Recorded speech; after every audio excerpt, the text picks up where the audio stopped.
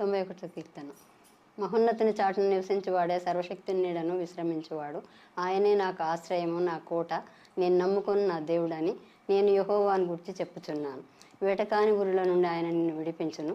నాశనకరమైన తెగులు రాకుండా నిన్ను రక్షించును. ఆయన తన రెక్కలతో నిన్ను కప్పును. ఆయన రెక్కల క్రింద నీకు ఆశ్రయం కలుగును. ఆయన సత్యమును కేడమును డాలనై ఉన్నాడు.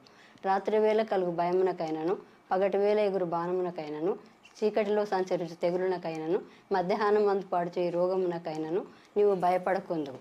నీ ప్రక్కను 1000 మంది పడినను, నీ కుడి ప్రక్కను 10,000 మంది కూలినను అపాయము నీ యొద్దకు రాదు. నీవు కన్నులారా చూచుచుండగా భక్తిహీనులకు ప్రతిఫలము కలుగును. యెహోవా, నీవే నాకు ఆశ్రయమని నీవు మహోన్నతునైన దేవుని నీకు నివాస స్థలంగా చేసుకొని ఉన్నావు.